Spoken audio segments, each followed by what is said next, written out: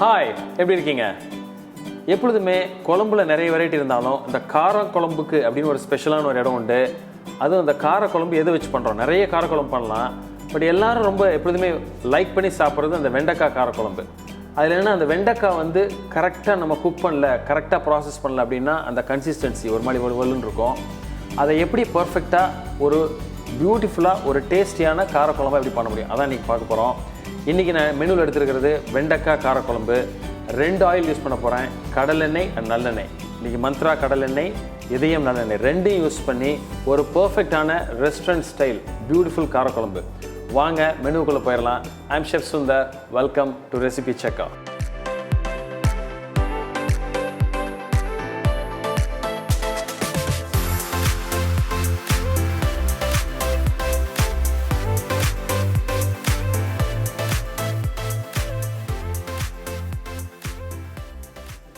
இந்த வெண்டைக்காய் காரக்குழம்புல ரொம்ப முக்கியமே அந்த வெண்டைக்காயை நம்ம எப்படி அதில் சேர்க்க போகிறோம் அப்படின்றது தான். சில பேர் வந்து எப்படி பண்ணுவாங்க அப்படின்னா அதை தனியாக ஃப்ரை பண்ணி ஆட் பண்ணுவாங்க.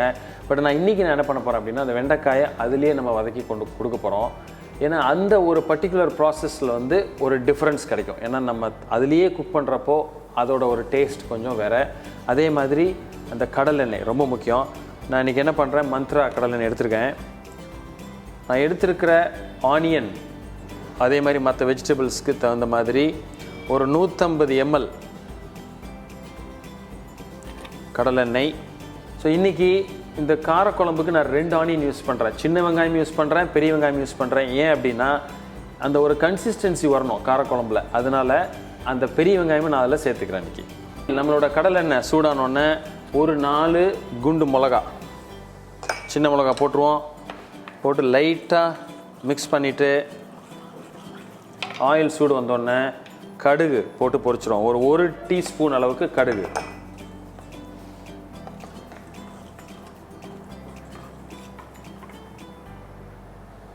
ஒரு 1/2 டீஸ்பூன் அளவுக்கு வெந்தயம்,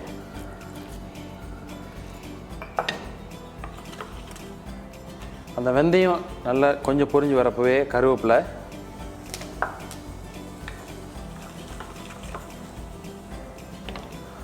ஒரு 15லிருந்து 20 பூண்டு உரித்து வச்சுருக்கேன், அதை ஆட் பண்ணிடுவோம்.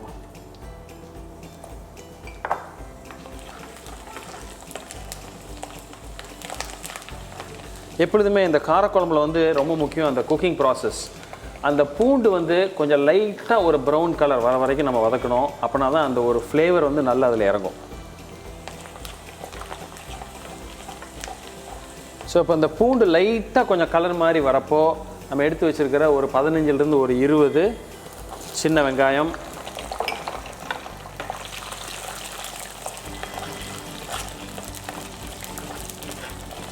ஒரு 1லிருந்து 1.5 அளவுக்கு வெட்டி வச்சுருக்கிற பெரிய வெங்காயம் சின்ன சின்னதாக சாப் பண்ணி வச்சுருக்கேன். ஸோ இதை நல்லா இதில் ஃப்ரை பண்ணுங்கள்.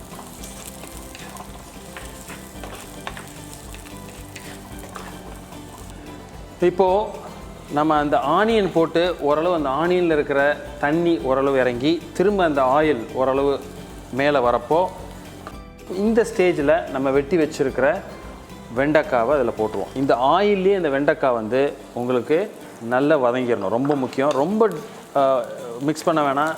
பட் அந்த ஆயில் கோட்டடாக அது வந்து அந்த ஃப்ரை ஆகிறப்போ ஒரு நல்ல ஒரு மவுத் ஃபீல், அதே மாதிரி ஒரு நைஸ் க்ரன்ச்சினஸ் உங்களுக்கு கிடைக்கும். அது அப்போ வந்து நம்ம மற்ற இன்க்ரீடியன்ட்ஸ் ஆட் பண்ணுறப்போ உங்களுக்கு அந்த வலுவலுப்பு தன்மை இருக்காது. இப்போ இந்த ஸ்டேஜில் நான் என்ன பண்ணுறேன், லைட்டாக வதங்கி வரப்போ கொஞ்சம் சால்ட் இதில் ஆட் பண்ணிக்கிறேன். ஸோ இப்போ பார்த்தீங்கன்னா இந்த வெண்டைக்காய் நம்ம போட்டதுக்கு இப்போது நல்ல அழகாக வதங்கி கொஞ்சம் கம்மியாகி அந்த ஒரு அழகாக பார்த்தாலே அந்த குக்கான மாதிரி உங்களுக்கு ஒரு ஃபீல் கிடைக்குது இல்லையா? இந்த டைமில் என்ன பண்ணுறோம் அப்படின்னா ஃப்ளேமை ஃபுல்லாக குறைச்சிட்டு நமக்கு தேவையான பொடிஸை ஆட் பண்ணுறோம். ஒரு 1/4 ஸ்பூனுக்கும் கொஞ்சம் அதிகமாக மஞ்சள் பொடி சேர்த்துக்கிறேன். ஒரு 1.5 ஸ்பூன் காரப்பொடி,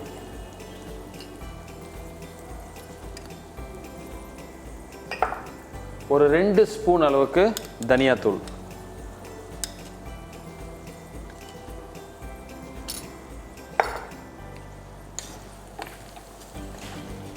நம்ம எப்பொழுதுமே அந்த பொடி சேர்க்குறப்போ அந்த பொடியோட அந்த பச்சை வாசம் போயிடணும், அந்த ரா ஃப்ளேவர் போயிடணும். ஸோ அது வரைக்கும் லைட்டாக ஒரு வதக்கிட்டு கொஞ்சம் குக் ஆயிடுச்சுன்னா உங்களுக்கு தெரியும் அது நல்ல, அதுக்கப்புறம் அந்த ஆயில் லைட்டாக செப்பரேட் ஆகி வரும். இந்த ஸ்டேஜில் நான் என்ன பண்ணுறேன், ஒரு 2 தக்காளி அதை என்ன பண்ணியிருக்கேன், மிக்சியில் ஒரு பல்ப்பை அடித்து வச்சுருக்கேன், அதை வந்து இதில் ஆட் பண்ணுறேன்.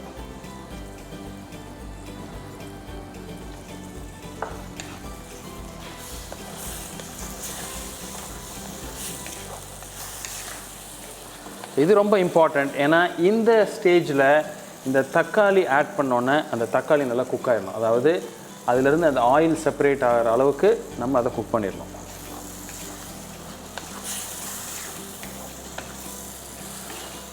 கொஞ்சமாக தண்ணி சேர்த்துக்கிறேன் இதில்.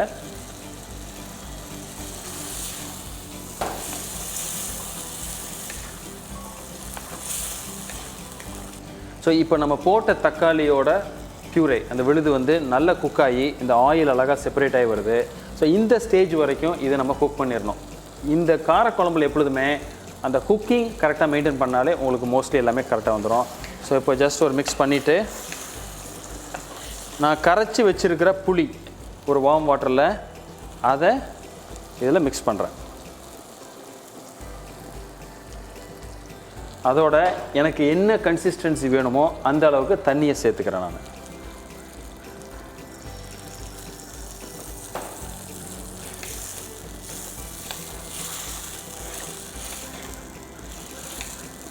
இப்போ நம்ம அந்த வாட்டர் மிக்ஸ் பண்ணி ஒரு ரன்னிங் கன்சிஸ்டன்சி நம்ம கொண்டு வந்துட்டோம். ஸோ இனிமேல் இது கொதிக்கணும். ஸோ இந்த ஸ்டேஜில் தேவையான உப்பு காரம் இருக்கான்னு நம்ம செக் பண்ணிடலாம்.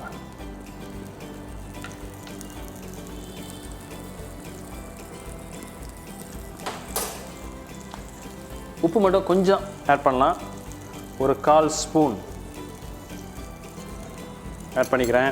இப்போ பார்த்தீங்கன்னா அந்த ஆயில் அழகாக பியூட்டிஃபுல்லாக மேலே அந்த ரோகன் மாதிரி வருது. இது கொஞ்சம் அப்படியே ஸ்லோவாக கொஞ்சம் குக் ஆகி ஓரளவு கம்பைன் ஆகி எல்லாம் வந்தோடனே அடுத்த ஸ்டேஜில் நம்ம அரைச்சி வச்சுருக்கிற தேங்காய் விழுது அதை போட போகிறோம். ஸோ இப்போ நம்ம புளி தண்ணி ரெண்டும் ஆட் பண்ணி நல்லா குக் பண்ணிட்டோம். இப்போ பார்த்திங்கன்னா அழகாக இந்த ஆயில் திரும்பவும் ஓரளவு செப்பரேட் ஆகி மேலே வந்திருக்கு. கரெக்டான ஒரு கன்சிஸ்டன்சி. இனிமேல் நம்ம வந்து தேங்காய் ஆட் பண்ணுறப்போ நம்ம அரைச்சி வச்சுருக்கிற தேங்காய் ஆட் பண்ணுறோம் கொஞ்சம் திக்காகும். ஸோ அதில் சரியாக இருக்கும்.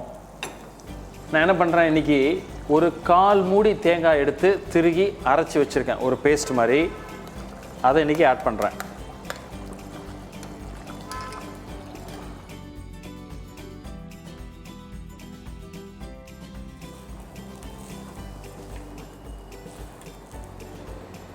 ஸோ தேங்காய் ஆட் பண்ணுறது வந்து ஒன்று வாசனைக்கு, அதே மாதிரி வந்து இந்த கலர் வந்து கரெக்டாக அந்த காரக்குழம்பு கலர் வரும். அதே மாதிரி அந்த ஒரு திக்னஸ், அந்த ஒரு கன்சிஸ்டன்சி கிடைக்கும்.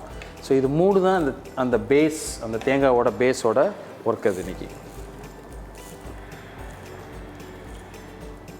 ஸோ இப்போ நம்ம தேங்காய் ஆட் பண்ணி ஒரு 2லேருந்து ஒரு 3 நிமிஷம் உங்களுக்கு நல்ல அழகாக இது ஒரு மாதிரி ஸ்லோ குக்கிங்கில் இந்த ஆயில் மேலே செப்பரேட் ஆகி வருது. ஸோ இந்த ஸ்டேஜ் அந்த கன்சிஸ்டன்சி பார்த்திங்கன்னா பர்ஃபெக்டாக இருக்குது. ஸோ இந்த ஸ்டேஜில் நம்ம ஆஃப் பண்ணிடலாம்.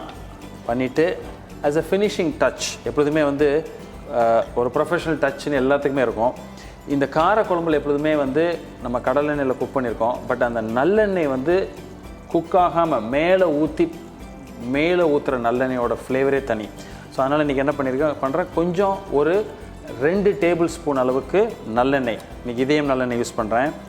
ஸோ ஒரு 2 டேபிள் ஸ்பூன் ஆஃப் பண்ணி ஆல்மோஸ்ட் எல்லாமே செட்டில் ஆயிடுச்சு. பண்ணிவிட்டு ஒரு ஜென்டில் மிக்ஸ். அப்போ என்ன ஆகுனா அந்த நல்லெண்ணெய்க்குன்னு ஒரு நல்ல ஒரு வாசனை இருக்கும். அது இதயம் நல்லெண்ணெய் ரொம்ப பியூரான நல்லெண்ணெய் இல்லையா, அந்த நல்லெண்ணெயோட வாசனை ப்ளஸ் நம்ம குழம்போட வாசனை சேர்ந்து ஒரு யூனிக், ஒரு ஃபைனல் டிஃப்ரெண்ட் யூனிக் டச் கிடைக்கும்.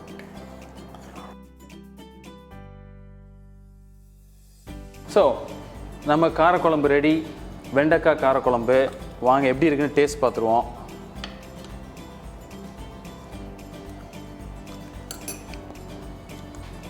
பர்ஃபெக்ட். காரம், அந்த ஃப்ளேவர், எஸ்பெஷலி நம்ம அந்த லாஸ்ட் ஆட் பண்ண அந்த நல்லெண்ணெயோட ஃப்ளேவர் தனித்தனியாக அப்படியே தெரியுது. ஸோ பர்ஃபெக்டான ஒரு கலர் கன்சிஸ்டன்சி. அதே மாதிரி இந்த வெண்டைக்காய் பார்த்தீங்கன்னா ஒரு கொலாப்ஸ் ஆகாமல் நல்ல வதங்கி அதே மாதிரி அந்த ஒரு லைட் ஒரு க்ரீன் கலரும் மெயின்டைன் ஆகிருக்கு. இது ரொம்ப ரொம்ப முக்கியம். ஸோ இன்றைக்கி ஒரு பர்ஃபெக்ட் வெண்டைக்காய் காரக்குழம்பு பார்த்துருப்பீங்கன்னு நினைக்கிறேன். ரைஸுக்கு பெஸ்ட் இது, அதாவது பாயில் ரைஸ் வித் வெண்டைக்காய் காரக்குழம்பு. அந்த ஒரு ஸ்பெஷல் டச்சே தனி. அதே மாதிரி தயிர் சாதத்துக்கும் இதை நீங்கள் யூஸ் பண்ணலாம். ஸோ பிடிச்சிருக்குன்னு நினைக்கிறேன். இந்த வீடியோ பிடிச்சிருந்தா எங்களுக்கு ஒரு லைக், தம்ஸ் அப் கொடுங்க, ஃப்ரெண்ட்ஸோட ஷேர் பண்ணுங்கள். இதே மாதிரி இன்னொரு நாள் இன்னொரு வீடியோட அது வரைக்கும் மீட் பண்ணுறேன். அது வரைக்கும் ஹாப்பி குக்கிங்.